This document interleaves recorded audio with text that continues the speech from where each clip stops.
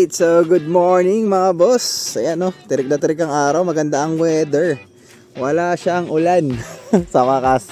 So another day, another video na naman. Ayan, ito yung parcel na dumating kahapon, yung dalawa. Ngayon pa lang natin i-unbox to. Tapos ito yung mga unang na-deliver. Ito yung heat guard kasi nabasag yung kanya eh.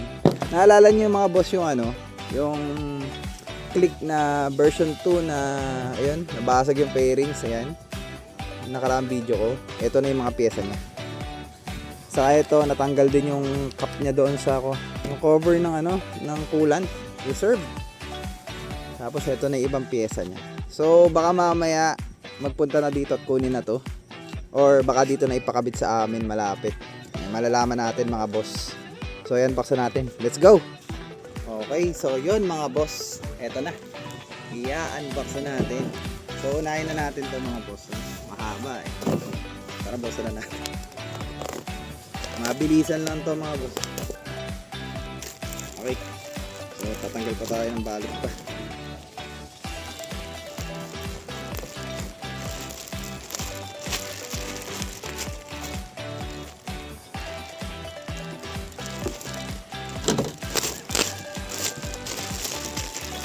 Honda mga boss, original parts. So set aside muna natin yan. Okay, so ito mga boss, yung sa side. Kasi anong nangyari dito nagpuro gas-gas saka medyo luma na. Kupas na yung kulay niya. Honestly, dapat parehas papalitan para kahit papaano mas pantay. Kaya lang kasi sa susunod na lang, pag may budget na, madali naman kasi kabit to. Para hindi masakit masyado sa bulsa pagka binili mo lahat. Ayan, pa konti-konti. Pwede naman ipakabit, madali lang na maikabit to. Lahat muna na nasira, yun muna yung inuna natin. Alright, so yun. Ayan na muna natin. Set aside natin ulit itong isa. Unbox na natin itong isa.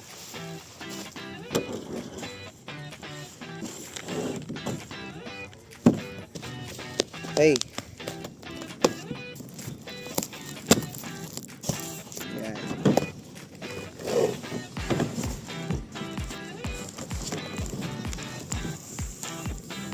Yeah.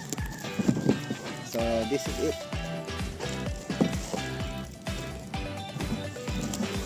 Tabi muna natin ito mga po. So ito, siyempre original na Honda pa rin. Ito yung sa leg shield, no? Yung sa gilid. Nasira rin kasi to, puro gas-gas din. Kasi sa right side tumama eh. Ayun, doon nagkasira talaga. Tapos ito mga boss ang pinaka-importante. Kasi ito yung pairings talaga. Buksan na rin natin para pakita ko sa inyo. Okay. So ito na yun mga boss. Ito yung pinaka-importante sa lahat. Kasi ito basag to talaga. Kaya buti na lang ito pa rin yun. Nakakuha pa rin tayo ng ganitong pairings. Alright, so buti na lang talaga meron pa tayong na-order na ganito. Kasi sa ibang mga store sold out siya. Kaya ayun, buti na lang talaga. Tapos ito, kompleto na. Yung bangka sa Kaararo, hindi ko muna in-order kasi okay pa naman. Goods pa naman yung kanya. Medyo may gas-gas lang na konti. Pwede na yun pakintabi na lang. Para kahit pa paano makatipid. Yan, so kompleto na. Wala na tayong problema. Kakabit na lang yan mamaya. Baka mamaya kunin na kasi to. So sakto-sakto. Pero yung pagkakabit, separate video na to mga boss ha. So sa ngayon, ito na muna ang video ko for today. Ayan, so this is VX Moto. Till next video mga boss. Babush!